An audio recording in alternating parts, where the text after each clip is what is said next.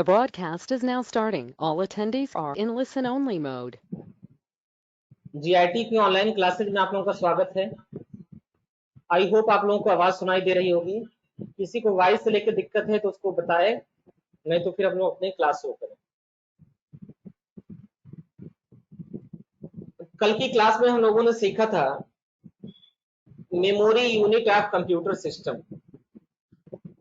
Last class में हम लोगों ने अपने कंप्यूटर में इस्तेमाल होने वाली मेमोरी के बारे में सीखा था। तो कल की क्लास में हम लोगों ने एक प्राइमरी मेमोरी के बारे में ही जाना था। तो आइए एक छोटा सा शॉर्ट रिवीजन कर लेते हैं उन लोगों के लिए जो कल की क्लास अटेंड नहीं किए थे।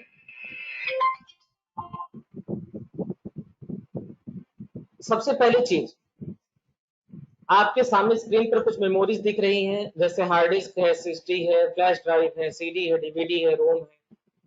इन सब चीजों से आप लोग परिचित हैं, केवल इनके कॉन्सेप्ट को हम लोगों को समझने की जरूरत है। मेमोरी क्या है? मेमोरी वह प्लेस है जहां पर हम कोई डाटा परमानेंट या टेम्परेरी रूप से स्टोर करते हैं, वह प्लेस हमारा मेमोरी कहलाता है। मेमोरी कुछ डायग्राम के द्वारा भी आप समझ सकते हैं कि मेमोरी हमारा जो है किस तरीके से वर्क होता है। मेमोरी में यूनिट कौन कौन से इस्तेमाल होती है? कल की क्लास में बताया गया कि मेमोरी में सबसे छोटी यूनिट बिट है, फिर निबल है, बाइट्स है, किलो बाइट्स है, मेगा बाइट्स है, गीगा बाइट्स है और टेरा बाइट्स, इन सबके बीच की चीज बताई गई थी। फिर कंप्यूटर की मेमोरी को डिवाइड कैसे किया गया है? प्राइमरी डिवाइड किया गया, सेकेंडरी डिवाइड किया गया। प्राइमरी में जैसे सीपीयू की मेमोरी हो गई, मेन मेमोरी हो गई, रजिस्टर्स हो गए, कैश हो गया, रैम हो गया, रोम हो गया, static RAM, dynamic RAM, P ROM, EP ROM, EEPROM, ये सारे कल आपको पढ़ाए गए थे। प्राइमरी मेमोरी क्या है? जो प्रोसेसर के साथ वर्क कर रही है, प्रोसेसर को सपोर्ट कर रही है, प्रोसेसर को सप्लीमेंट कर रही है, ऐसी मेमोरी हमारी प्राइमरी मेमोरी कहलाती है। एक प्रोसेसर का एक असिस्टेंट की तरह आप उसको समझ लीजिए कि प्रोसेसर उसको जो भी काम देता है वो बहुत ही अच्छे से करता है, ये हमारी प्राइमरी मेमोरी कहलाती है। प्राइमरी में सबसे पहले हम लोग को जानना होता है रैम क्या होती है। तो रैम का मतलब होता है रैंडम एक्सेस मेमोरी। ये सब कंप्यूटर की सबसे मेन मेमोरी है। यह इसको हम डिस्प्ले मेमोरी भी कहते हैं और ये हमारी प्राइमरी मेमोरी का सबसे मेन पार्ट है। हम जो कुछ भी वर्किंग कर रहे होते हैं सब कुछ हमको रैम के ऊपर ही दिखाई देता है। रैम ही सब चीज को स्टोर कर रहा होता है। जितने भी एक्टिव प्रोग्राम है, आप गाना सुनते हैं, आप वीडियो प्ले करते हैं, आप चैटिंग करते हैं, आप कुछ भी कंप्यूटर पे काम करते हैं, सब कुछ रैम के ऊपर ही आपका शो होता रहता है। इसलिए इसको प्राइमरी और मेन मेमोरी भी कहा जाता है। जो कुछ भी हम टाइपिंग कर रहे हैं सब कुछ हमारा रैम के ऊपर ही होता है। रैम को फर्दर दो भागों में बांटा जाता है, स्टैटिक रैम और डायनामिक रैम। लेकिन रैम की एक जो है ड्रॉबैक ये होती है कि रैम में कोई भी डाटा टेम्परेरी रूप से स्टोर होता है। हम जब तक रैम को पावर देते रहते हैं तब तक हमारा रैम वर्क करता है। जैसे पावर चली गया वैसे रैम का सारा डाटा अपना हट जाता है। ठीक, तो ये बात हो गई रैम को दो भागों में बांटा गया है, एक डायनामिक रैम है, स्टैटिक रैम है। रैम किस तरीके से वर्क करता है वह इस चित्र में आप लोगों को समझाया गया है कि कीबोर्ड से जो डाटा आ रहा है वो सबसे पहले सीपीयू की तरफ आ रहा है, सीपीयू उसको डायरेक्ट कर दे रहा है रैम की तरफ। रैम में वो जाता है और जाने के बाद एक पर्टिकुलर लोकेशन में स्टोर होता है। वो जिस लोकेशन में स्टोर होता है वही उसका वो पर्टिकुलर सेल ही उसका रजिस्टर कहलाता है। और उस रजिस्टर्स में डाटा अलग अलग जो है रजिस्टर्स के फॉर्म में होते हैं बिट के रूप में। अब वो डाटा रैम से वापस आता है सीपीयू की तरफ, जहां से फिर उसको वापस भेजा जाता है मॉनिटर की तरफ या हार्ड डिस्क की तरफ, सारी चीजों की तरफ। इस तरह से RAM, keyboard, RAM, processor, monitor के बीच में इस तरह से वर्किंग होती है। उसको इस एनिमेटेड डायग्राम के द्वारा आपको दिखाया गया है। फिर आपको कल ये भी बताया गया कि डायनामिक रैम क्या होता है, इसमें रिफ्रेशमेंट की जरूरत होती है, यह ज्यादा पावर कंज्यूम करता है, यह रैम थोड़ी सस्ती होती है लेकिन इसकी स्टोरेज कैपेसिटी इसकी स्पीड कम होती है। स्टैटिक रैम थोड़ी फास्ट होती है डायनामिक रैम की अपेक्षा, पावर भी कम कंज्यूम करती है लेकिन इसका नेचर स्टैटिक होता है, ये महंगी होती है। इसलिए कैश मेमोरी बनाने में इस प्रकार की टेक्निक का इस्तेमाल किया जाता है। स्टैटिक रैम से ही हमारा कैश मेमोरी प्रिपेयर किया जाता है। फिर उसके बाद हम लोगों ने सीखा कि रीड ओनली मेमोरी हमारी क्या है। रीड ओनली मेमोरी में केवल हम डाटा को रीड कर सकते हैं, जो प्रोग्राम पहले से स्टोर किए गए हैं हम केवल उन्हीं को रीड कर सकते हैं, उसमें हम कुछ नई एडिटिंग नहीं कर सकते हैं। और बेसिकली जो रीड ओनली मेमोरी होती है उसमें सबसे मेन प्रोग्राम हम लोग का बायोस का होता है और बायोस के भीतर ही हमारा जो है पावर ऑन सेल्फ टेस्ट का प्रोग्राम होता है। पावर ऑन सेल्फ टेस्ट क्या है ये भी कल हम लोगों ने जाना। बूटिंग क्या होता है उसके बारे में कल हम लोगों ने समझा। तो जिन लोगों ने कल की क्लास अटेंड नहीं की है, एक बार उनसे जो है यही रिक्वेस्ट है कि आप जो कल का वीडियो जो भेजा गया था उसको डिटेल में देखें, उसको अच्छे से समझें, फिर कोई डाउट्स आ रहा है तो आप उसको पूछें। आपके पास किताब भी है, आप किताब का भी सहारा लेके पढ़ सकते हैं, वीडियो के लेक्चर्स आपको दिए जा रहे हैं वहां पढ़ सकते हैं, पीडीएफ के नोट्स प्रिपेयर किए जा रहे हैं आप लोगों के लिए, वो भी जल्दी आप लोगों के साथ शेयर कर दिए जाएंगे। आई होप आज इवनिंग तक आप लोगों को एक नोट्स भी दे दिया जाएगा फंडामेंटल का, उससे भी आप पढ़ सकते हैं। जिस टेक्निक से आपको पढ़ाई समझ में आ रही है उस टेक्निक के माध्यम से आपको पढ़ाने की कोशिश की जा रही है। बशर्ते आप लोग रेगुलर पढ़ें, डेली ऑनलाइन आए। जो लोग नहीं आ रहे हैं आप उनको भी प्रेरित करें, जो भी ऑनलाइन आए और ऑनलाइन पढ़ें। रोम पी रोम क्या होता है? Programmable read only memory. यह एक ब्लैंक रोम होती है जो हम रोम को परचेज करते हैं और उसमें कोई भी डाटा राइट कर सकते हैं। पुराने लिखे गए प्रोग्राम को सिर्फ हम एक बार मिटा के उसमें कोई ना कोई डाटा राइट कर सकते हैं। ये हमारा कहलाता है पी रोम। ई प्रोम में भी सेम ऐसा ही है, बस पी रोम ब्लैंक होती है, जबकि ई प्रोम में अगर पहले से भी कोई भरा गया प्रोग्राम है तो उसको हम मिटाकर उसको इरेज करके दोबारा लिख सकते हैं। यही पी रोम और ई प्रोम में अंतर है। उसके बाद कल हम लोगों ने ई प्रोम देखा। ई प्रोम में हम जितनी बार चाहें उतनी बार पुराने प्रोग्राम को हटाकर उसको दोबारा कर सकते हैं। कैचे मेमोरी के बारे में हम लोगों ने समझा कि मेमोरी छोटी होती है, प्रोसेसर में इनबिल्ड होती है, प्रोसेसर के साथ वर्क करती है। इसके लिए मैंने कल एक डॉक्टर की क्लिनिक का आपको एग्जाम्पल भी दिया था। आप उस एग्जाम्पल से अगर इसको टैली करेंगे, मैच करेंगे तो आपको चीजें काफी समझ में अच्छे से आ जाएंगी। कैचे मेमोरी कहाँ पर स्थित होती है? कैचे मेमोरी हमारी रैम और सीपीयू के बीच में होती है। रैम से जो भी डाटा आ रहा हो कैच मेमोरी के माध्यम से होता हुआ ही हमारे सीपीयू के पास तक पहुंचता है। कैच मेमोरी बहुत फास्ट वर्क करती है लेकिन इसकी स्पीड बहुत ही कम होती है। कैच मेमोरी 3 प्रकार की होती है, L1 catch, L2 catch, L3 catch. L1, L2, L3 इनका आर्किटेक्चर रिप्रेजेंट करता है। L1 L1 catch come fast होती है, L2 उससे फास्ट होती है, L3 सबसे फास्ट होती है। वर्चुअल मेमोरी क्या है? वर्चुअल शब्द का मतलब होता है आभासी। एक चीज जो रियल में एग्जिस्ट नहीं कर रही हो, बस हमको फील कर रहे हैं, वो चीज आभासी होती है। जब कभी भी हमारा रैम बिल्कुल फुल हो जाए या फुल होने की कगार पर आ जाए, उस समय हमारा ऑपरेटिंग सिस्टम जो है हार्ड डिस्क के कुछ पार्ट को लेता है और उसको रैम के रूप में कंसीडर करता है, डाटा की प्रोसेसिंग वहां पर करता है। तो वह जितना पार्ट हार्ड डिस्क पे लिया गया, रैम में कन्वर्ट किया गया, वह पार्ट हमारा जो है वर्चुअल मेमोरी कहलाता है। वर्चुअल मेमोरी का प्रयोग हम जो है किसी हैवी सॉफ्टवेयर को चलाने में भी करते हैं, जहां पर हमको ये लगे कि हमारे कंप्यूटर की रैम बहुत कम है और हम उस रैम को जो है वर्चुअल मेमोरी में कन्वर्ट करके आसानी से करेंगे। जब विंडोज 10 का हम लोग प्रैक्टिकल सीखेंगे तो वहां भी वर्चुअल मेमोरी आपको बनाना सिखाया जाएगा कि हम अपने कंप्यूटर में वर्चुअल मेमोरी कैसे बनाते हैं। ठीक है, तो अभी जो है यहाँ पर ये आपको एक चित्र दिखाया जा रहा है आपकी स्क्रीन पर। ये चित्र ये बता रहा है कि हार्ड डिस्क कोई डाटा, सीपीयू हार्ड डिस्क का कोई डाटा ले रहा है और लेने के बाद उसको रैम के रूप में कन्वर्ट करके बना दे रहा है। ऐसा तब कर रहा है जब हमारा रैम के सारे रजिस्टर, सारे ब्लॉक बिल्कुल फुल हो चुके हैं। जब हमारा रैम फुल हो जाएगा तब ऐसा किया जाता है। तो आज का मेन टॉपिक हम लोग का जो है वो सेकेंडरी मेमोरी है। ये तो था शॉर्ट रिवीजन आप लोगों का। शॉर्ट रिवीजन के बाद हम लोग अपने असली टॉपिक पर आते हैं और यहाँ से अपना क्लास स्टार्ट करते हैं।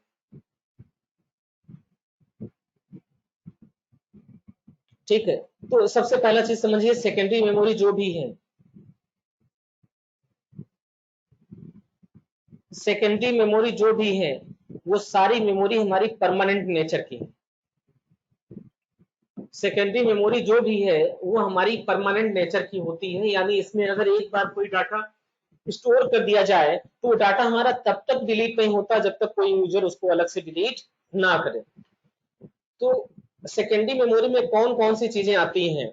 सेकेंडरी मेमोरी में हम लोगों का मेन चीज है हार्ड डिस्क ड्राइव, जिसको एचडीडी बोलते हैं। एचडीडी का मतलब hard disk drive. Floppy disk drive, CD मतलब कॉम्पैक्ट डिस्क, डीवीडी मतलब digital versatile disc, USD card मतलब वही मेमोरी कार्ड जो आप लोगों के स्मार्टफोन में लगा होता है। पेन ड्राइव जानते ही हैं आप लोग, यूएसबी ड्राइव को पेन ड्राइव भी कहा जाता है।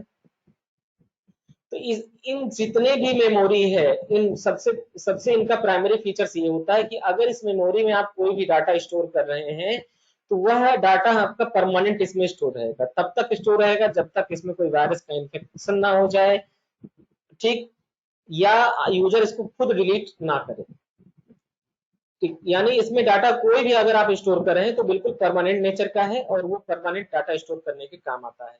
आप अपने कंप्यूटर में जो कुछ भी सेव करते हैं, सुरक्षित करते हैं, चाहे आप वर्ड की फाइल बना लें, चाहे आप एक्सेल की सीट बना लें, चाहे आप कुछ भी मूवी कॉपी करते हैं अपने स्मार्टफोन से, आप इंटरनेट से गाना डाउनलोड करते हैं, डाउनलोड होने के बाद सब कुछ आपके सेकेंडरी मेमोरी में ही आकर स्टोर होता है। तो सेकेंडरी मेमोरी काफी इस्तेमाल यूजफुल होती है डाटा स्टोरेज के लिए। अब दूसरी चीज आपको ये समझना है कि जो सेकेंडरी मेमोरी होती है यह डायरेक्टली प्रोसेसर से कनेक्टेड नहीं होती। सेकेंडरी मेमोरी जब भी हमारी कनेक्टेड होगी वह हमारा प्राइमरी मेमोरी के माध्यम से कनेक्टेड होगी, वहां कोई ना कोई प्राइमरी मेमोरी अवश्य इन्वॉल्व होगी। जैसे ये हमारा, अगर मान लें कि ये हमारा हार्ड डिस्क ड्राइव है, हमने यहाँ पे लिख दिया HDD, यानी ये हमारा हार्ड डिस्क ड्राइव है, और ये हमारा CPU, सेंट्रल प्रोसेसिंग यूनिट। तो ये दोनों डायरेक्टली कनेक्टेड नहीं होते, इन दोनों के बीच में कोई ना कोई एक प्राइमरी मेमोरी अवश्य होती है। जैसे एग्जांपल मान लेते हैं कि ये हार्ड डिस्क में जो भी डाटा CPU की तरफ जाना होता है वो रैम के माध्यम से होता है। जैसे मान लीजिए अपने हार्ड डिस्क में आपने कोई फाइल बनाकर रखी है, आप डबल क्लिक करते हैं, फाइल खुलती है, तो जैसे फाइल खुली ना वो तुरंत फाइल रैम में लोड होगी। इसलिए कई बार आपको कहा जाता है कि अगर आपका कंप्यूटर स्लो है तो अपने रैम को आप बढ़ा लीजिए, जिससे आपका जो है कंप्यूटर तेज काम करे। मान लीजिए आपके कंप्यूटर की आपके रैम की कैपेसिटी कम है, रैम आपका जो है 2 GB का है, और वो 2 GB ऑलरेडी फुल है, आपने पहले से कोई एप्लीकेशन खोल रखा है वो ऑलरेडी फुल है, अब तो रैम तो इसमें फुल है। अब आप कोई बड़ी फाइल खोलते हैं तो खोलने में टाइम लग रहा है, तो आप कहेंगे हमारा कंप्यूटर स्लो चल रहा है। उसका सजेशन इसीलिए दिया जाता है कि जैसे कोई फाइल आप हार्ड डिस्क से ओपन करते हैं ना, वो सीधा का सीधा रैम में ओपन होता है, खुलने के बाद वो रैम में आ जाता है। ठीक है, तो ये हो गया हमारे सेकेंडरी मेमोरी का थोड़ा सा इंट्रोडक्शन। सेकेंडरी मेमोरी में दो चीज आपको ध्यान देना है, यह परमानेंट स्टोरेज रखता है, पहली चीज। दूसरी चीज, यह डायरेक्ट कनेक्टेड नहीं होता है, CPU से डायरेक्टली कनेक्टेड नहीं होता। ये दो चीज आपको ध्यान देना है। बाकी इसके एग्जांपल आप लोग जानते हैं, hard disk, floppy disk, CD, DVD, SD card, pen drive, ये सारे इसके एग्जांपल है। इनमें मैक्सिमम चीजों को आप जानते हैं, एक बार हम रिवीजन के रूप में आपको बता दे रहे हैं।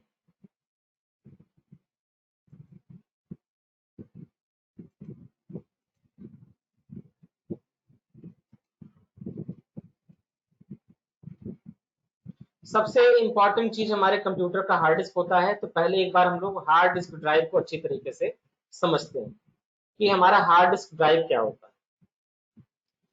अब यहाँ पे जो जो मेन चीज है मैं उसको हाईलाइट करूंगा, आप लोग जो चीज अगर आपको लग रही लिखने लायक है तो उसको आप स्क्रीनशॉट ले लें।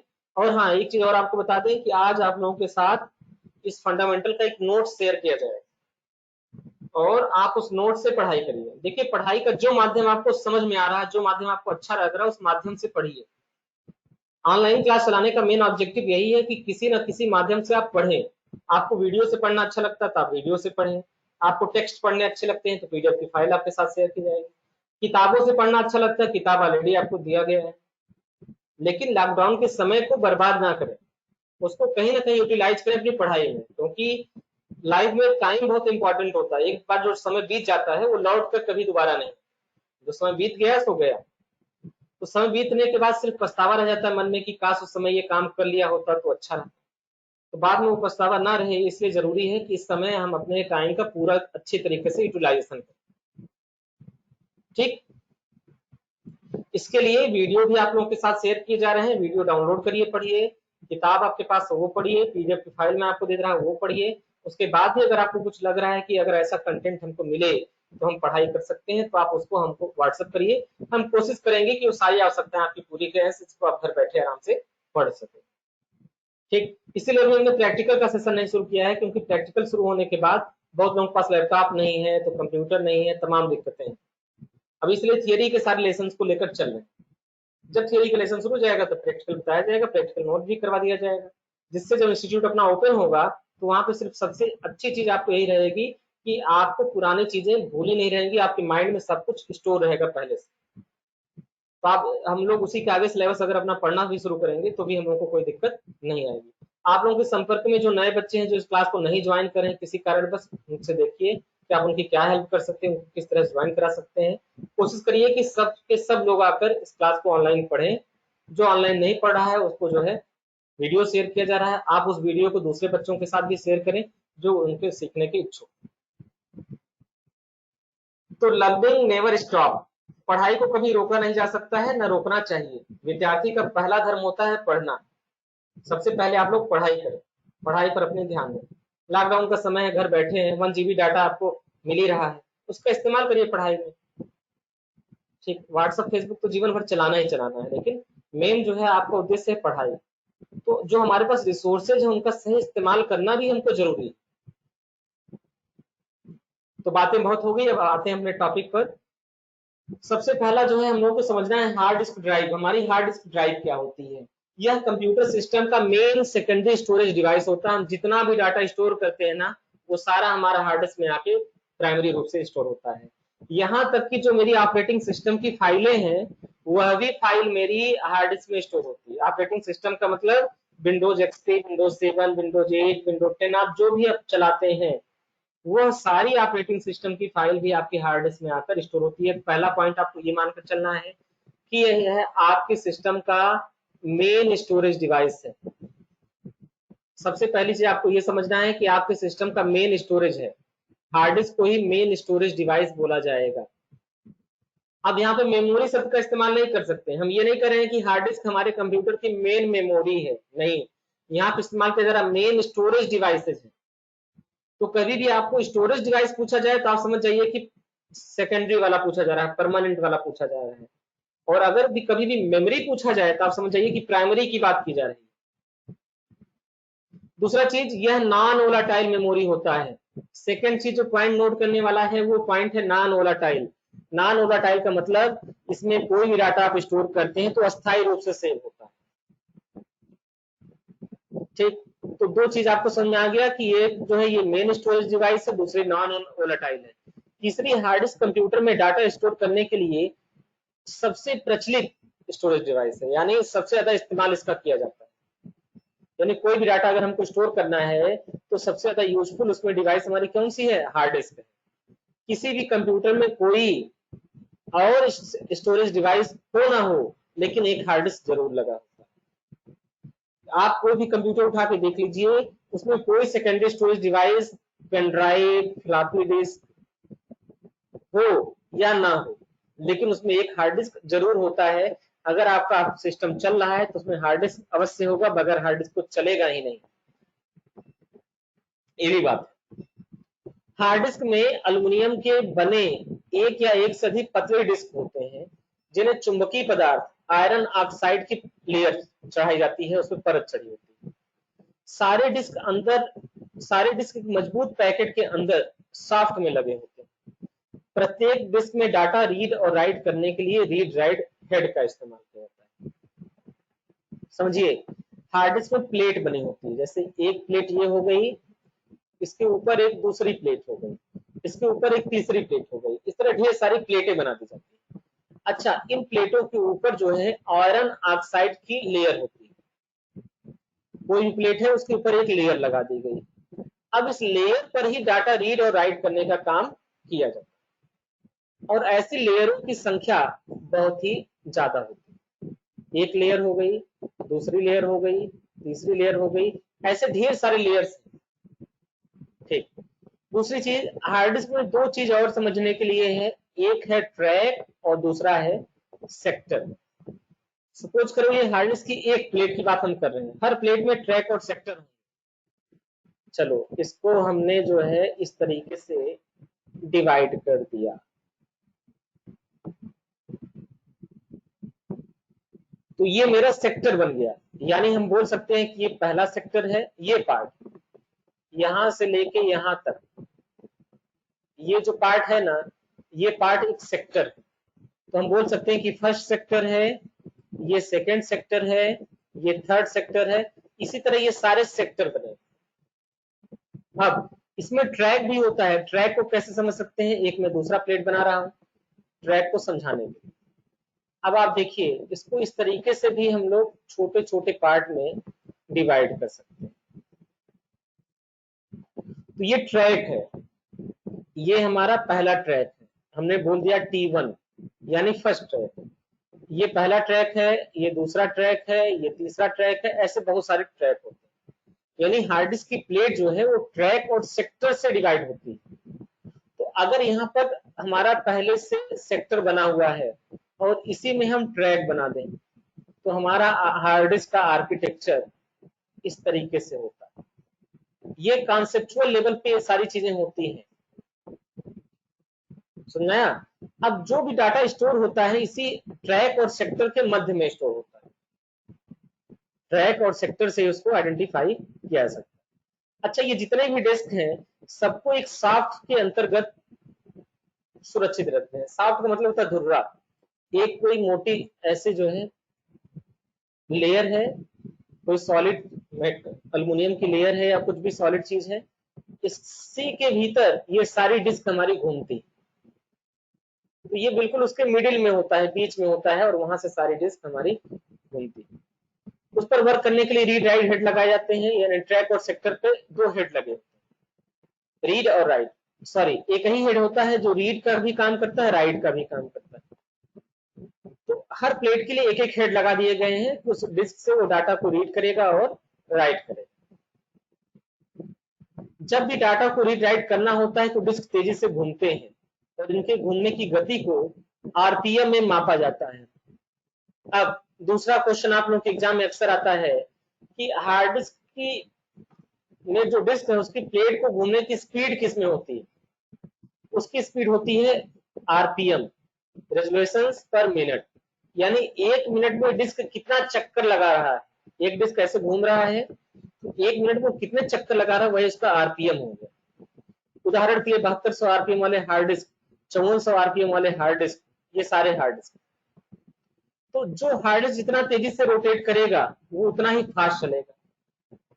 तो 7200 आरपीएम का जो हार्ड डिस्क है वह अपेक्षाकृत 5400 आरपीएम के हार्ड डिस्क से तेज होता है, उसकी स्पीड ज्यादा होती है। तो आरपीएम का मतलब होता है रेजोल्यूशन पर मिनट, या इसको ये समझ लीजिए आप सिंपल शब्दों में राउंड पर मिनट, एक मिनट में कितना चक्कर लगा रहा है वही उसका आरपीएम है। तो जितना तेजी से घूमेगा उतनी तेजी से रीड किया जाएगा डाटा और उसमें राइट किया जाएगा, इसलिए उसको हम आरपीएम के रूप में समझ सकते हैं। अब अगली चीज ठीक, ये चीज तो समझा दी गई। हार्ड डिस्क में डिस्क ट्रैक में बटे होते हैं और प्रत्येक ट्रैक में छोटे छोटे सेक्टर होते हैं। एक सेक्टर में 512 बाइट डाटा स्टोर हो सकता है। मैंने बताया ना ट्रैक और सेक्टर, तो एक सेक्टर की जो कैपेसिटी होती है वो 512 बाइट होती है। एक सेक्टर में 512 बाइट डाटा हमारा स्टोर हो सकता है। तो चलिए एक रिवीजन करते हैं। हार्ड डिस्क में क्या क्या पॉइंट आपको नोट करना है? हार्ड डिस्क में पॉइंट नोट करना है कि यह एक सेकेंडरी स्टोरेज डिवाइस है, यह नॉन वोलाटाइल होता है, यह कंप्यूटर में सबसे ज्यादा यूजफुल स्टोरेज डिवाइस है। ठीक, आपके कंप्यूटर में कोई दूसरी स्टोरेज हो या ना हो लेकिन एक हार्ड डिस्क जरूर होगी। हार्ड डिस्क छोटे छोटे प्लेटों से मिलकर बना है, जो प्लेट अल्युमिनियम के बने होते हैं। उस अल्युमिनियम की प्लेट के ऊपर आयरन ऑक्साइड की एक लेयर होती है और ये सारी डिस्क छोटे छोटे एक सॉफ्ट के अंदर पैक होते हैं जिसपे रीड और राइट हेड लगाए जाते हैं। हर डिस्क के लिए रीड का काम होता है डाटा को रीड करना, राइट का काम होता है उस हार्ड डिस्क पे डाटा को राइट करना। जब हम किसी फाइल को कंप्यूटर में सेव करते हैं तो समझिए कि राइट ऑपरेशन हो रहा है। जब उस डाटा को हम ओपन करते हैं तो ये समझा जा सकता है कि रीड ऑपरेशन हो रहा है। ठीक, ये डिस्क बहुत तेजी से घूमता है। इस डिस्क को घूमने की जो स्पीड है उसको आरपीएम में मेजर किया जाता है, मापा जाता है। उदाहरण के लिए 7200 आरपीएम की भी हार्ड डिस्क हो सकती है, 5400 आरपीएम की भी हार्ड डिस्क हो सकती है। 7200 आरपीएम की हार्ड डिस्क 5400 वाली हार्ड डिस्क से अपेक्षाकृत तेजी से चलेगी। हार्ड डिस्क को ट्रैक और सेक्टर में डिवाइड किया जाता है, एक सेक्टर में 512 बाइट स्टोर करते हैं। तो यहाँ तक इस स्लाइड का काम हम लोगों का पूरा हो गया। आप लोगों को पढ़ाई समझ में आ रही तो अच्छी बात है, नहीं आ रही तो जो भी मन में आपके डाउट्स आ रहे हैं उन डाउट्स को आप पूछते रहिए और आप कोशिश किया जाएगा कि आपके सारे डाउट्स यहाँ ऑनलाइन क्लासेज में ही क्लियर कर दिए जाएं। अब सेकेंड स्टोरेज डिवाइस हम लोग की फ्लॉपी स्टोरेज डिवाइस। जब हार्ड डिस्क का आविष्कार नहीं हुआ था तो फ्लॉपी डिस्क ही हमारा मेन स्टोरेज डिवाइस हुआ करता था। ऑपरेटिंग सिस्टम भी इसमें इंस्टॉल होता था, डाटा को एक स्थान से दूसरे स्थान पर ले जाने के लिए भी हम इसका इस्तेमाल करते थे, क्योंकि उस समय ना तो पेन ड्राइव का आविष्कार हुआ था और मेमोरी कार्ड का भी आविष्कार नहीं हुआ था और हार्ड डिस्क का आविष्कार नहीं हुआ था। तो सबसे पुरानी ये स्टोरेज डिवाइस हमारी ये फ्लॉपी हार्ड डिस्क डिवाइस है। यह एक मैग्नेटिक स्टोरेज डिवाइस है। पहले समय में मैग्नेटिक का मतलब चुंबकीय स्टोरेज डिवाइस है। पहले के समय फ्लॉपी डिस्क का प्रयोग ओएस को स्टोर करने के लिए किया था। तब हमारे छोटे छोटे ऑपरेटिंग सिस्टम आते थे। हमारा कंप्यूटर एमएस डॉस पर चलता था। एमएस डॉस का मतलब होता है माइक्रोसॉफ्ट डिस्क ऑपरेटिंग सिस्टम। जहां पर इस समय हम विंडोज 10 चला रहे हैं ना, उस समय हम एमएस डॉस चलाते थे। एमएस डॉस चलाना बहुत ही क्रिटिकल होता था, क्योंकि वहां पे ना तो माउस का सपोर्ट होता था, केवल कीबोर्ड से कमांड्स के माध्यम से ही चलाने होते थे।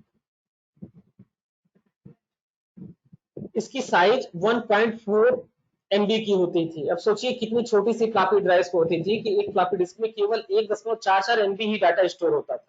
कंप्यूटर में प्रयोग किए जाने वाली फ्लॉपी डिस्क 5.25 इंच और 3.5 इंच की होती थी। अब कई बार इस एग्जाम में क्वेश्चन ये पूछे जाते हैं कि फ्लॉपी डिस्क की साइज क्या होती है। ठीक, तो फ्लॉपी डिस्क की साइज 5.25 इंच जो कंप्यूटर में इस्तेमाल किए जाते हैं और 3.5 इंच की होती है। अब आपसे ये अगर पूछा जाए कि मिनी फ्लॉपी डिस्क की साइज कितनी होती है, तो आप बताएंगे 3.5 इंच, सॉरी 5.5 इंच की जो फ्लॉपी डिस्क है उसको मिनी फ्लॉपी डिस्क बोला जाता है। यानी एक ऐसी फ्लॉपी डिस्क जिसकी साइज 5.5 इंच है वो हमारी मिनी फ्लॉपी डिस्क है। और माइक्रो के अंतर्गत 3.5 इंच की होती है। यानी अगर हमारी मिनी फ्लॉपी है, मिनी, तो वो हो जाएगा हमारा 5.25 इंच, और जो माइक्रो है वो 3.5 इंच की होती है। तो ये हो गया फ्लॉपी डिस्क के बारे में आपको इंफॉर्मेशन।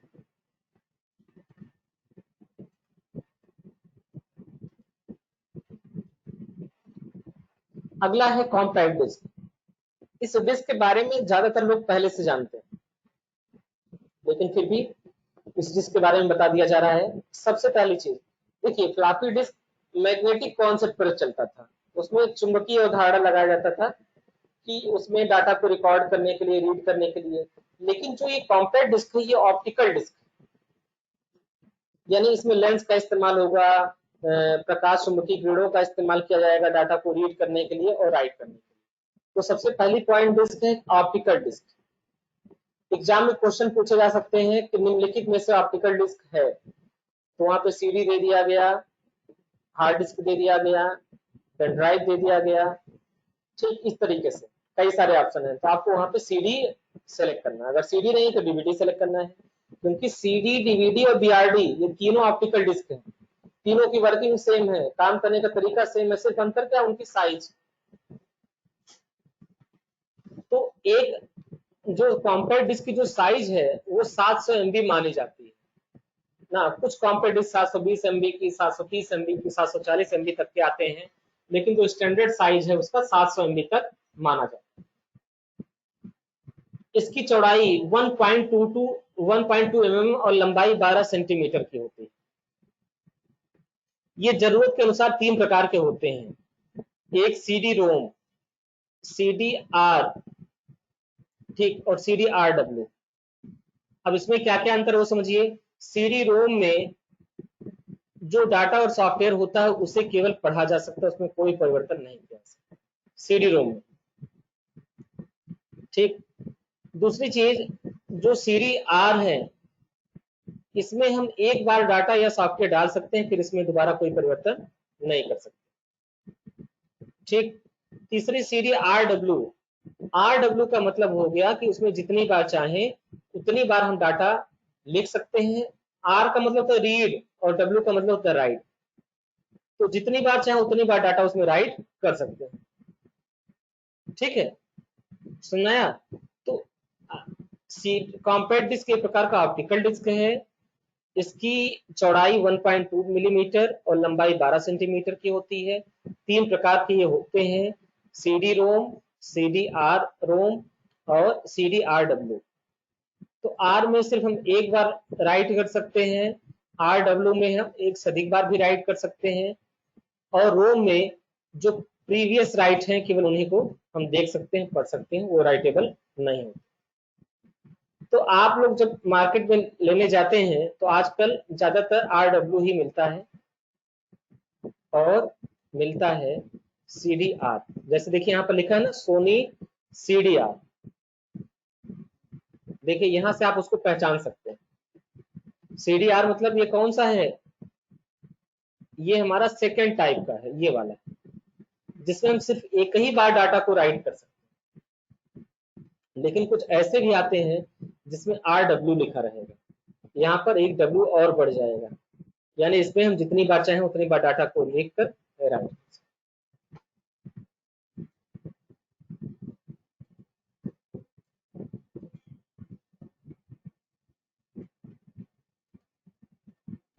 अब नेक्स्ट है हमारा डिजिटल वर्सेटाइल डिस्क, जिसको हम लोग बोलते हैं डीवीडी।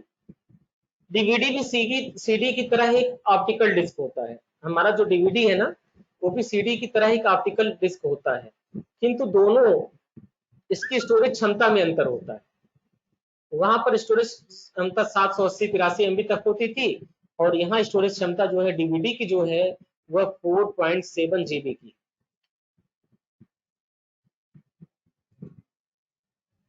समझ आ रहा ना? तो यहाँ पर जो चीज हम लोग को समझने लायक है वो है इसकी स्टोरेज क्षमता। ये पॉइंट 4.7 GB की स्टोरेज क्षमता उसमें होती है।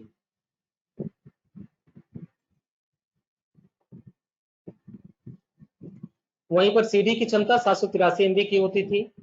अब डीवीडी को भी वही 3 प्रकार हैं, डीवीडी रोम, डीवीडी आर और डीवीडी RW। रोम में जो डाटा पहले से राइट है हम केवल उसको पढ़ सकते हैं। डीवीडी आर में हम एक बार उसको मिटाकर राइट कर सकते हैं, और डीवीडी RW में हम एक से अधिक बार भी मिटाकर उसमें राइट कर सकते हैं। अब यहाँ पर आप देखिए तो ये RW है, जो चित्र में आपको दिखाया गया है, यहाँ पर लिखा है डीवीडी RW, यानी इसमें जो भी डाटा है वो डाटा हम जितनी चाहें उतनी बार मिटा के उसको दोबारा राइट कर सकते हैं। ठीक है, तो इस 3 कैटेगरी की मार्केट में डिस्क मिलती है आपको। अपनी जरूरत के अनुसार आप जिस डिस्क को चाहें उस डिस्क को सेलेक्ट कर सकते हैं। अब SD कार्ड, इससे तो आप सभी लोग परिचित ही हैं। इसको मेमोरी कार्ड भी कहा जाता है। अब SD कार्ड का फुल फॉर्म जान लीजिए। SD कार्ड का पूरा नाम होता है सिक्योर डिजिटल। SD कार्ड का पूरा नाम है सिक्योर डिजिटल कार्ड। ठीक, इसको साधारण शब्दों में मेमोरी कार्ड भी कहते हैं। इसका प्रयोग सभी प्रकार की मोबाइल डिवाइसेज में डाटा को स्टोर करने के लिए किया जाता है। इसे कार्ड रीडर की सहायता से कंप्यूटर में भी प्रयोग किया जा सकता है। कार्ड रीडर आप लोग जानते होंगे। SD कार्ड से मिलता जुलता ही एक और कार्ड है जिसको मल्टीमीडिया मेमोरी कार्ड भी बोलते हैं। पहले के समय में जब स्मार्टफोन नहीं होते थे तो एक बड़ा कार्ड आता था, वो मल्टीमीडिया मेमोरी कार्ड बोला जाता था, और ये SD कार्ड छोटा कार्ड होता है। दोनों का सेम वर्क होता है, जिसको हम लोग MMC भी बोलते हैं, मल्टीमीडिया मेमोरी कार्ड, किंतु दोनों में थोड़ा अंतर होता है। SD कार्ड एक फ्लैश मेमोरी फॉर्मेट है, ठीक, जबकि MMC कार्ड एक फ्लैश मेमोरी स्टैंडर्ड। इनके आर्किटेक्चर में थोड़ा सा अंतर होता है कि यह जो है मेमोरी फॉर्मेट का है और यह जो है मेमोरी स्टैंडर्ड। SD कार्ड भी वर्तमान में अपनी स्टोरेज क्षमता के अनुसार 3 प्रकार के हो सकते हैं, SDSC, SDHC और SDHX। ये 3 प्रकार के होते हैं। SDSC की स्टोरेज क्षमता सबसे कम 128 MB से लेकर 4 GB तक, यानी SDSC जो है वो 128 MB से लेकर 4 GB तक होती है, जबकि SDHC की स्टोरेज क्षमता 64 GB से लेकर 2 TB तक होती है।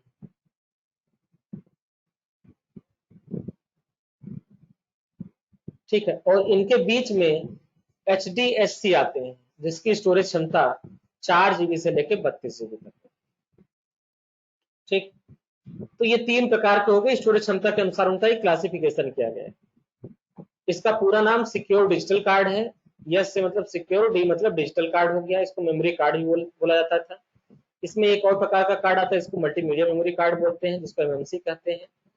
ठीक, ये 3 प्रकार की हो सकती है, एचडीएससी, एचडीएससी और एचडीएच सॉरी एक्ससी। तो ये 3 प्रकार के हो गए और इनका तीनों का स्टोरेज कैपेसिटी भी बता दिया गया।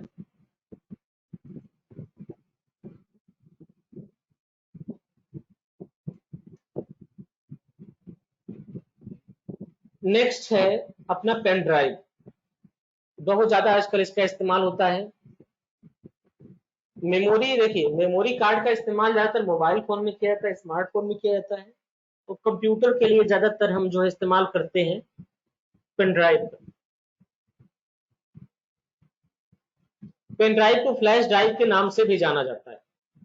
पहली चीज आपको समझनी है कि पेन ड्राइव ही हमारी फ्लैश ड्राइव, तो चाहे पेन ड्राइव बोले चाहे फ्लैश ड्राइव बोले, वर्तमान में डाटा स्टोर करने के लिए पेन ड्राइव का प्रयोग बहुत ही अधिक प्रचलित है।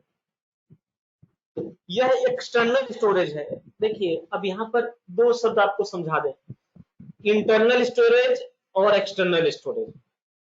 इंटरनल स्टोरेज का मतलब ये हो गया कि सीपीयू की जो सिस्टम यूनिट है उसके भीतर अगर कोई स्टोरेज डिवाइस लगा जाए तो इंटरनल स्टोरेज डिवाइस, जैसे इंटरनल हार्ड डिस्क। आजकल हार्ड डिस्क भी ऐसी आ रही है जो हार्ड डिस्क आप बाहर से लगा सकते हैं। हार्ड डिस्क को एक बॉक्स में पैक कर दिया जाता है, उससे यूएसबी केबल निकाल दी जाती है, उस केबल को आप सिस्टम के फ्रंट पैनल पर या बैक पैनल पर आसानी से लगा सकते हैं। वो हमारी कराती है external hard disk. Internal hard disk जो सिस्टम के भीतर होती है वो आपकी इंटरनल हार्ड डिस्क। तो पेन ड्राइव क्या है, एक्सटर्नल स्टोरेज डिवाइस है। क्यों? क्योंकि इसको सीपीयू में हम बाहर से ही कनेक्ट कर सकते हैं, इसलिए इसको एक्सटर्नल स्टोरेज डिवाइस भी कहते हैं। जब हम चाहें तब इसको कंप्यूटर में लगा सकते हैं और निकाल सकते हैं। चूंकि बाहर से लगाना है तो जब इच्छा हुई आप लगा दिए और जब इच्छा हुई निकाल दिए। अगर भीतर से लगाना होता तो कैबिनेट का ढक्कन ओपन करना होता, उसके भीतर आपको प्लग करना होता, थोड़े सा वो चीज आपके लिए कंफर्टेबल नहीं होता। लेकिन चूंकि इसकी साइज छोटी है, इसको पैकेट और पर्स में आप लेकर घूम भी सकते हैं, बाहर से लगा भी सकते हैं, ठीक, अपने जेब में भी रख के कहीं भी ले जा सकते हैं। इसलिए यह जो है डाटा को ट्रांसफर करने के लिए, डाटा को एक स्थान से दूसरे स्थान पर ट्रेवल कराने के लिए बहुत ही उत्तम साधन माना जाता है, बहुत ही बेहतर माना जाता है। इसको पॉकेट या पर्स में लेकर आसानी से ले जाया जा सकता है। सभी प्रकार की मेमोरी डिवाइस में सबसे पोर्टेबल कहा जाता है। पोर्टेबल इसलिए क्योंकि यूएसबी पोर्ट से इसको आसानी से कनेक्ट किया जा सकता है, कहीं छोटा होने पर कहीं से ले जाया जा सकता है। आजकल पेनड्राइव का प्रयोग कंप्यूटर के अलावा मोबाइल में भी किया जा रहा है। यह प्लग एंड प्ले उपकरण डिवाइस है। सबसे अच्छा फीचर इसका क्या है यूएसबी का? Plug and play. प्लग मतलब लगाइए, प्ले मतलब चलाइए, प्लग एंड प्ले। ऐसा नहीं कि लगाने के बाद आपको वेट करना है कि अब सॉफ्टवेयर इंस्टॉल होगा, अब ड्राइवर इंस्टॉल होगा, अब हमको डिवाइस को रीस्टार्ट करना है तब दिखेगा, ऐसा कुछ भी नहीं है। आप इसको लगाइए, लगाते ही चलना शुरू। ऐसी पेन ड्राइव आपके पास आ रही है जिसको मोबाइल से भी कनेक्ट कर सकते हैं। इसकी स्टोरेज क्षमता 1 GB, 2 GB, 4 GB, 8 GB, 16 GB, 32 GB, तो कई प्रकार की इसकी स्टोरेज क्षमता होती है। अपनी जरूरत के अनुसार आप अपने स्टोरेज क्षमता के अनुसार पेन ड्राइव परचेज कर सकते हैं।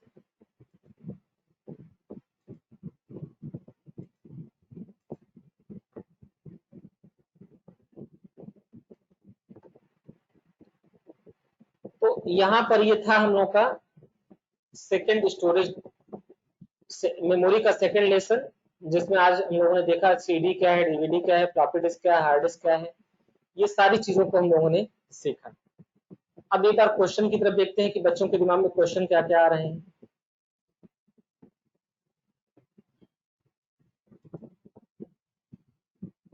विकास कुमार का सबसे पहला क्वेश्चन आया था 10:10 पे, बोले सर आवाज नहीं आ रहा है। बाबू आवाज नहीं आ रहा तो इसके लिए जो है आप, वही चीज है कि रिकॉर्डिंग आपको भेज दी जाएगी, आप वहां से पढ़ लीजिए। विकास कुमार दोबारा बोल रहे हैं कि आज का वीडियो भेज दीजिएगा सर, मेरा रिचार्ज खत्म हो गया है, सबको शाम को रिचार्ज कराएंगे। ठीक है बाबू, शाम को रिचार्ज आराम से करा लेना, कोरोना का समय चल रहा है, कोई जरूरत नहीं कि सिर्फ रिचार्ज के लिए आप घर से निकलो और बाहर जाओ। और फिर रिचार्ज आप ऑनलाइन भी कर सकते हो, बैंक अकाउंट अगर आपके खाते से लिंक है फोन पे, गूगल पे, बहुत सारे ऐप्स हैं, उनसे अपना रिचार्ज कर सकते हैं। चलिए, संदीपा कुमारी बोल रही है सर मेरे पास भी पीडीएफ सेंड कर दिया। देखिए, इंडिविजुअल एक एक बच्चों को पीडीएफ सेंड करना पॉसिबल नहीं, ऐसा संभव नहीं कि एक एक बच्चों का नाम टाइप किया जाए और भेजा जाए। हम ग्रुप में भेज देंगे, वहां सब लोग डाउनलोड कर लीजिएगा। जिसको नहीं मिलेगा वह हमको मैसेज कर देगा कि सर हमको नहीं मिला, तो हम उसको दोबारा बोलेंगे कि लिंक में भेजा दे, ग्रुप में भेजा दे। दिव्यांशु सिंह का मतलब क्या है? साफ का मीन्स क्या होता है सर? आवाज नहीं आ रहा था। साफ का मतलब होता है धुर्रा, यानी एक ऐसी चीज जिसके चारों तरफ कोई चीज घूमे, वो सॉफ्ट कहलाता है। साफ को बिल्कुल अगर हिंदी समझेंगे तो इसका मतलब धुरी, एक धुरी जिसके चारों तरफ कोई चीज घूम रही। संदीपा कुमारी बोल रही है सर आरपीएम क्या होता है? आरपीएम का मतलब रेजोल्यूशन पर मिनट, एक मिनट में घूमने वाले चक्करों की संख्या को आरपीएम कहा जाता है। सर ट्रैक और सेक्टर के बीच में क्या आइडेंटिफाई करते हैं? जो भी डाटा हमारा स्टोर होता है ना, वो ट्रैक और सेक्टर के बीच में ही स्टोर होता है। जो हमारे ट्रैक है और जो हमारे सेक्टर है, उनके बीच में ही हमारा डाटा स्टोरेज होता है। तो वो ट्रैक और सेक्टर के बीच का जो एरिया है, उसको छोटे छोटे छोटे छोटे सेलों से मिलकर बना होता है, और उन्हीं सेलों में हमारा डाटा स्टोर होता है। उत्सव मिश्रा का प्रश्न है सर आवाज नहीं आ रहा है, 10:31 पे इनको आवाज नहीं आ रहा है। कोई बात नहीं बाबू, हम तो रिकॉर्डिंग भेज देंगे, आप वहां से पढ़ लेंगे। राकेश कुशवाहा का क्वेश्चन है सर सिम कार्ड मेमोरी की कौन सी टाइप का है? देखिए, सिम कार्ड मेमोरी है ही नहीं, क्योंकि सिम का इस्तेमाल जो है नेटवर्क ट्रांसमिशन में किया जाता है, नेटवर्क को कैप्चर करने के लिए किया जाता है, एक कॉलिंग सुविधा के लिए आपको दिया जाता है, उसमें कोई स्टोरेज डिवाइस नहीं है।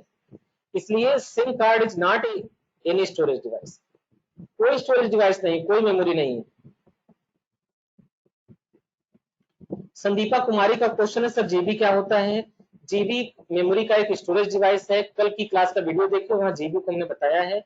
जीबी एक स्टोरेज डिवाइस है। 1 जीबी का मतलब 1024 MB।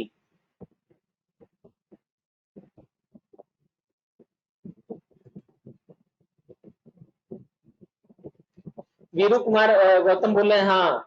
देखिए, ये इन्होंने समझाने के लिए एक अच्छा एग्जाम्पल दिया है। धुर्रा जो साइकिल में होता है, हाँ उसी तरीके का धुर्रा इसमें भी होता है, लेकिन उतना बड़ा उतना हैवी थोड़ी होता है। कौन सी धुर्रा उसमें भी होता है? धुर्रे के चारों तरफ वो साइकिल का पहिया घूमता रहता है, वहीं से कनेक्टेड होता है। सेम ऐसा आप समझ सकते हैं, जैसे साइकिल के पहिए में बीच में धुर्रा है, उसी के माध्यम से सारा वो साइकिल का पहिया घूमता रहता है। सेम उसी तरह अपने डिस्क में भी एक बीच में धुर्रा है, उसी के चारों तरफ वो डिस्क घूमती रहती है। चलिए, इस चीज की समस्या को दूर करने के लिए मैं आपको कुछ सर्च करके दिखा दे रहा हूँ। आपको हो सकता है वहां से धुर्रा उर्रा चीजें आपको आसानी समझ में आ जाए। हम लोग आ गए थे इंटरनेट पर, और इंटरनेट पर हमने फटाफट जो है गूगल टाइप कर लिया, और गूगल बाबा से पूछते हैं कि व्हाट इज धुर्रा, धुर्रा क्या है। तो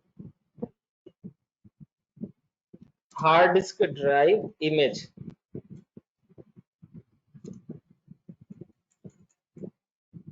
इंटरनल इमेज, इंटरनल स्ट्रक्चर। अभी दिखा रहे हैं धुर्रा क्या है, देखो ध्यान से।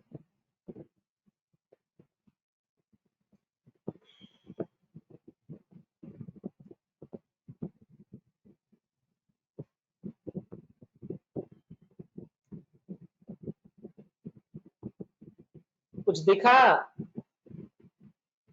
दाहिने तरफ चित्र पे देखिए, हम मार्क लगा दे रहे हैं। ये स्पिंडल जो है ना, इसी को साफ धुर्रा कहते हैं। ये जो यूनिट यहाँ से लेके और यहाँ तक आई है, यही धुर्रा है।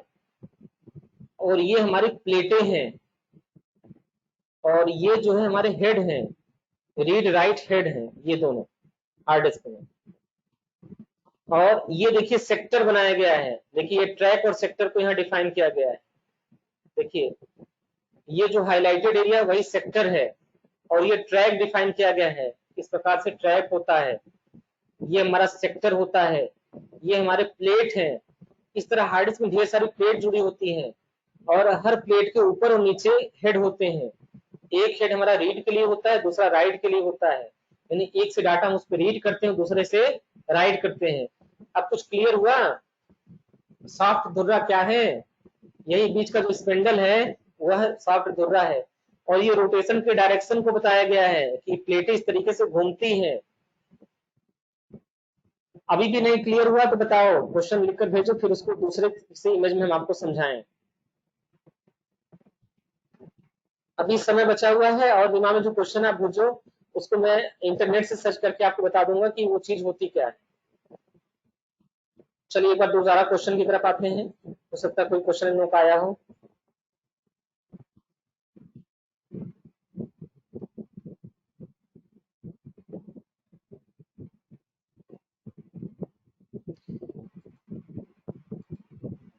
उत्कर्ष राज त्रिपाठी का क्वेश्चन है, सर फोन में लगा मेमोरी कौन सी होती है? फोन में जो मेमोरी लगी हो, फोन में लगी मेमोरी ये भी प्रकार की सेकेंडरी स्टोरेज डिवाइस है। अब मुझे ये नहीं समझ में आ रहा है कि आप मेमोरी कार्ड की बात कर रहे हैं या जो फोन की मेमोरी इंटरनल लगी होती है उसकी बात कर रहे हैं।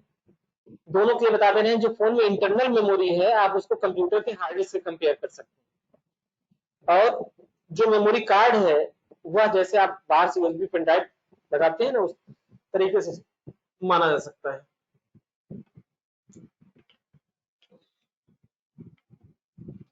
जो भी आप लोगों के मन में आज के डाउट्स हैं आप उनको पूछिए, उसको हम इमेजेस के माध्यम से आपको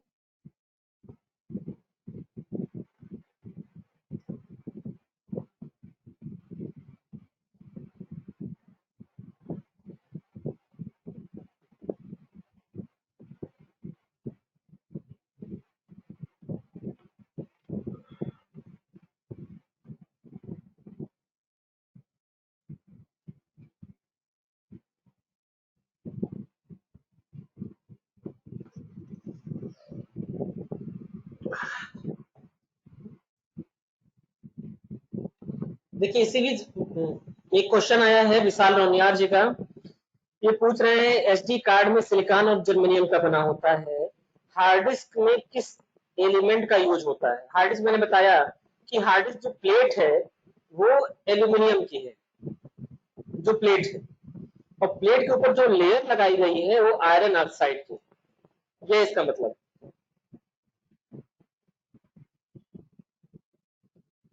सर इसके अंदर ये गोल सा, सर सैयद फहद दिलसाद का क्वेश्चन है, सर इसके अंदर ये गोल सा क्या चीज है?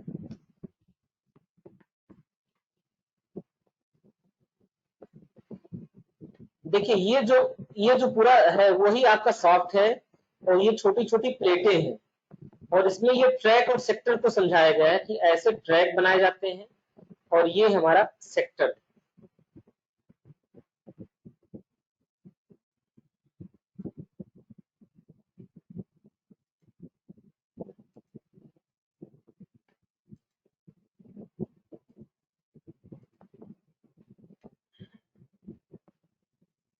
और हार्ड डिस्क के बारे में आपको दिखाएं, ये तो एक कॉन्सेप्चुअल डायग्राम है कि इस तरह से होता है। देखिए, ये देखिए,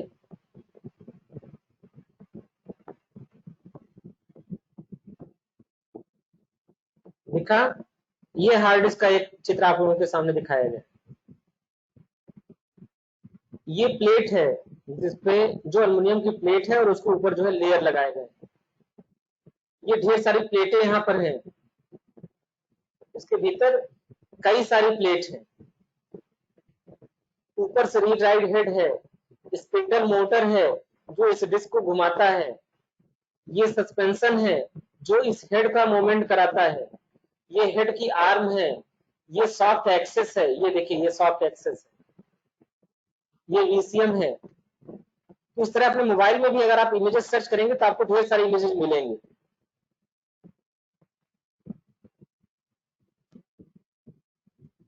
तो ये इंटरनल हार्ड डिस्क के बारे में था। एक्सटर्नल हार्ड डिस्क आप लोगों को दिखा दें, एक्सटर्नल हार्ड डिस्क कैसा होता है।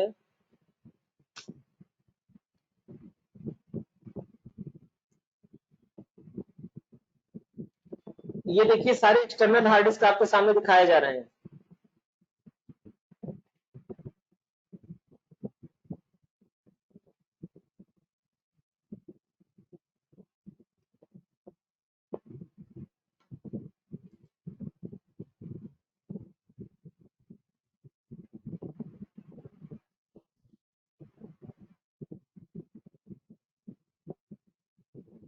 ये जो हार्ड डिस्क आपके सामने आ रहा है ना, यही हमारा जो है एक्सटर्नल हार्ड डिस्क है। दिख रहा है ना सबको? स्क्रीन पर देखिए साफ, ये हमारा एक्सटर्नल हार्ड डिस्क है। ये तो ये हार्ड डिस्क अलग से ही कनेक्टेड होता है सीपीयू के साथ। अगर आपको ढेर सारा डाटा लेकर ट्रेवल करना है, 200 400 जीबी 1 टीबी डाटा, आप चाहते हैं कि मेरे पास एक्सटर्नल हार्ड डिस्क हो, मैं कहीं भी जाऊं अपने बैग में रखे रहूं, मेरा सारा डाटा वहां पर है। या कभी कभी हमारे कंप्यूटर में जो डिस्क होता है वो बिल्कुल फुल हो जाता है, तो जब डिस्क फुल हो गया तो स्टोरेज कैपेसिटी, तो उसमें सबसे बेटर तरीका क्या है कि एक एक्सटर्नल हार्ड डिस्क बाहर से लगाइए, जो काम की चीज उसको इस ड्राइव में रख के सेव कर लीजिए। अच्छा, इसका इस्तेमाल लोग डाटा का बैकअप लेने के लिए करते हैं। मान लो एक हार्ड डिस्क में आपका बहुत इंपॉर्टेंट चीज है, आप उसको खोना नहीं चाहते, आप चाहते हैं उसको कहीं और भी स्टोर करके रखें, तो आप एक hard disk external hard disk में उसको कॉपी करके रख सकते हैं। ये एक्सटर्नल हार्ड डिस्क बाहर से प्लग हो जाता है आसानी से, तो ये आपका एक्सटर्नल हार्ड डिस्क। चलिए,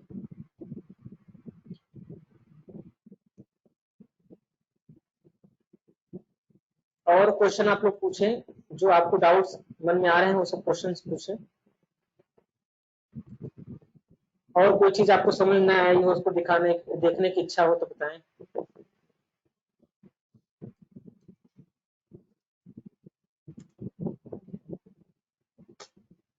रैम का डायग्राम आपको दिखाया गया था। ये सारे देखिए रैम होते हैं। डेस्कटॉप की रैम थोड़ी छोटी होती है, सॉरी, डेस्कटॉप की रैम थोड़ी बड़ी होती है, लैपटॉप की रैम छोटी होती है। ये सारे आपको रैम हैं जो आपकी स्क्रीन पर दिख रहे हैं।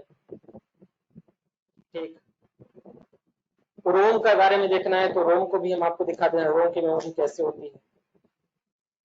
इस तरह रोम होती है आईसीज के रूप में। ठीक, ये सारे रोम हैं जो आपके कंप्यूटर के मदरबोर्ड में पहले से इनबिल्ड होते हैं। इस तरीके से समझिए, रीड ओनली मेमोरी होती है। ठीक, तो यहाँ से आप नेट पर सारी चीजें उपलब्ध है, कोई चीज आ रहा है कि ये चीज कैसे होती है तो आप डाल कर उसको सर्च करिए, ऑटोमेटिक वो चीज सामने आ जा रहा है। फिर भी नहीं समझ आ रहा है तो क्लास में उसको डिस्कस करिए, पूछिए।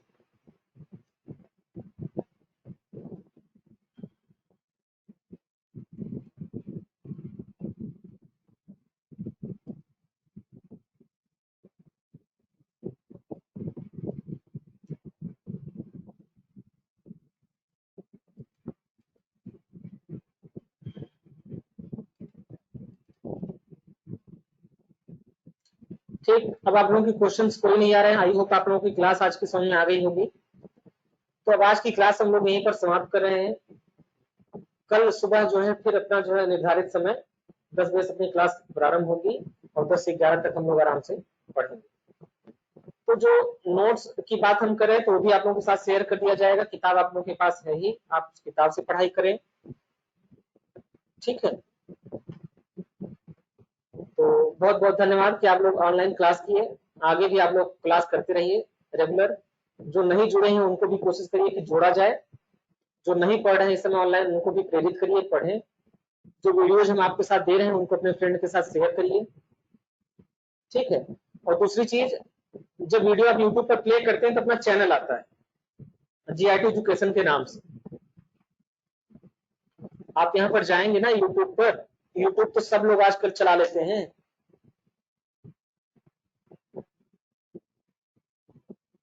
यूट्यूब पर जब जाएंगे तो अपना चैनल यहाँ पर दिखाई देगा जो जीआईटी एजुकेशन के नाम से है। इसमें प्रतिदिन की वीडियो और कुछ फंडामेंटल की वीडियो पहले से पड़ी हुई है।